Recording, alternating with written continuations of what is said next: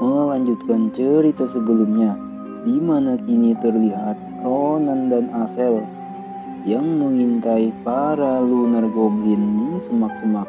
Lunar goblin itu adalah tipe goblin yang umum dijumpai di area tersebut. Orang-orang membedakan mereka dengan goblin normal karena kulitnya yang kuning dan tubuhnya yang cacat. Tapi trait unik yang sebenarnya dari lunar goblin adalah kegilaan mereka terhadap emas dan harta lainnya. Mereka sering menyerang merchant untuk mencuri harta. Mereka mengumpulkan seluruh harta curian di satu tempat dan mengadakan festival di sebuah malam bulan purnama seperti sekarang ini. Jadi alasan kita kemari? Tanya Asel ketakutan. Benar, Ronan mengiyakan. Lalu melanjutkan, kita akan mencuri seluruh harta mereka. Dengan senyum serta niat jahat di raut wajahnya. Asel berkata, aku tidak pernah mendengar hal ini. Goblin yang mengumpulkan harta di satu area dan mengadakan festival. Tapi dari mana kamu tahu ini? Tanya Asel pada Ronan. Ronan menjawab, ya, itu rahasia perusahaan. Aku tak bisa memberitahunya. Bahwa aku tahu hal ini karena masa laluku. Gumam Ronan. Lalu tiba-tiba Ronan merangkul Asel dan berkata, kau hanya perlu menggunakan telekinesis untuk memindahkan seluruh harta itu ke tas ini saat mereka sedang tertidur. Sangat mudah kan? Tanya Ronan. Asel menjawab, tidak semudah itu. Bagaimana jika aku melakukan kesalahan dan mereka bangun? Maka itu akan jadi sangat buruk. Dan ini sangat berbahaya. Kita harus memikirkannya lagi. Ronan yang mendengar hal itu merasa kesal. Kau sangat penakut. Lalu Ronan berkata serius. Dengar, untuk masuk ke Pelion kita butuh dua hal.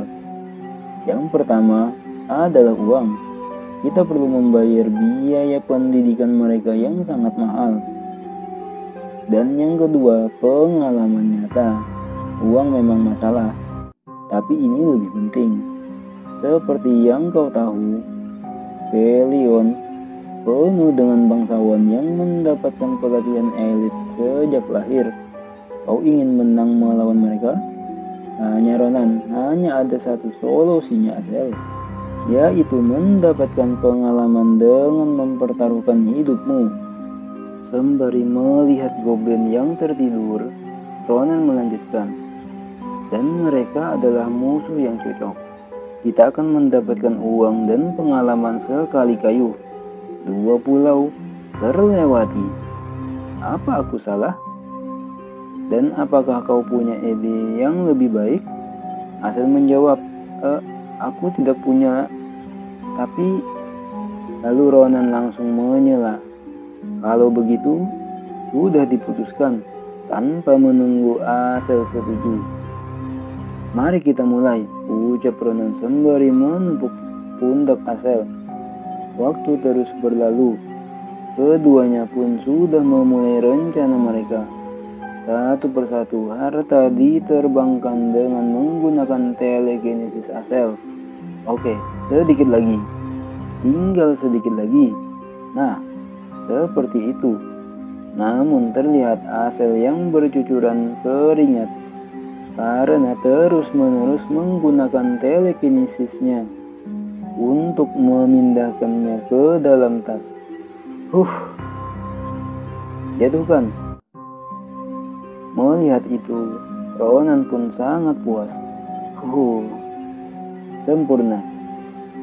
Itu tas yang terakhir, ucap Ronan yang melihat ke dalam tas yang berisi hasil jarahan mereka.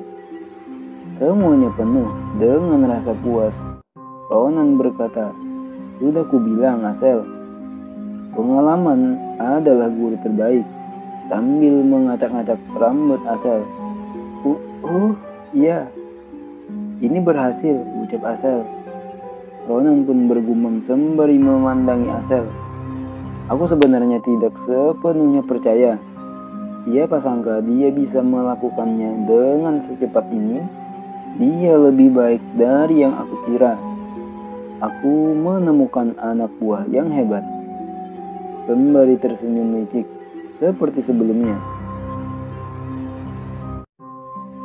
Asel pun tertawa kecil.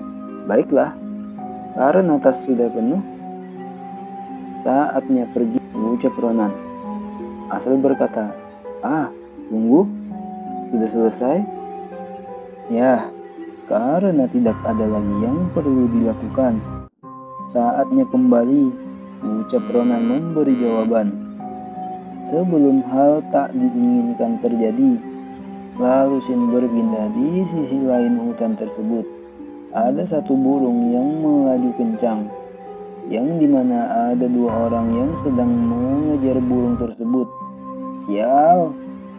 Dan salah satunya berteriak, "Hei, dasar bajingan bodoh! Berhenti di sana!" Suara itu pun terdengar oleh Ronan dan Asel yang membuat mereka terkejut. Apa? Orang gila macam apa yang membuat keributan tengah malam? Ucap Ronan, melihat ke arah suara tersebut. Akibat suara itu, salah satu goblin pun terbangun. Rrr. Apa? Rrr. Ini sudah larut. Ada apa ribut? Sembari menoleh ke kotak penyimpanan harta yang mereka jaga. Rrr.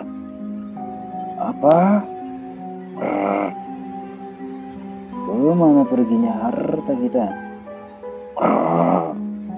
Pencuri! Goblin itu pun berteriak, yang membuat para goblin lainnya terbangun. Rrr. Apa? Pencuri? Rrr. Rrr. Di mana mereka?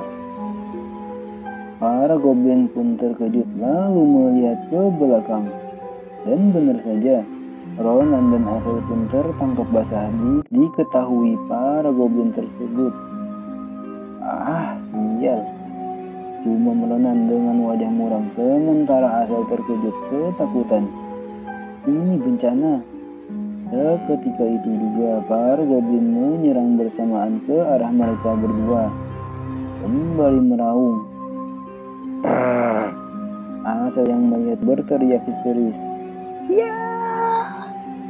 dan langsung terduduk lesu. Ya, aku tahu ini akan terjadi. Segalanya tidak berjalan lancar. Asel dengan gemetaran pun bertanya pada Ronan, apa yang harus kita lakukan, Ronan? Apa kita harus membiarkan tasnya dan lari? Tidak, ucap Ronan sembari mengeluarkan pedangnya. Bagaimana caramu?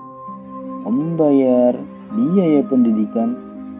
Tanpa cara ini, apa ada cara lain? Tapi itu tidak penting sekarang, ucap Asel. Terlihat para goblin yang semakin dekat dengan mereka. Mereka di sini, Ronan, ucap Asel yang panik. Ronan yang memperhatikan pedang yang dia gunakan pun bergumam. Sebuah pedang panjang yang dibuat dari besi murahan. Dengan berat dan ketajaman ini, mungkin cukup untuk 15 serangan. Kurang lebih ada 30 goblin. Salah satu goblin menyerang dengan tangan kanannya. Asel pun semakin panik. Ronan, awas! Lalu Ronan bergumam, 15 serangan. Lalu Ronan menyarungkan pedangnya lagi. Itu cukup, ucap Ronan. Setelahnya dengan sangat cepat mengeluarkannya kembali, lalu mengayunkannya untuk menebas para goblin di depannya. Push, sreng, sreng, sreng. Beberapa kepala goblin itu pun terpisah dari tubuhnya. Asel yang melihat hal tersebut terkejut. Terlihat ujung pedang itu pun berlumuran darah. Sisa 24 lagi. Ucap Ronan dengan tertawang puas akibat pertarungan.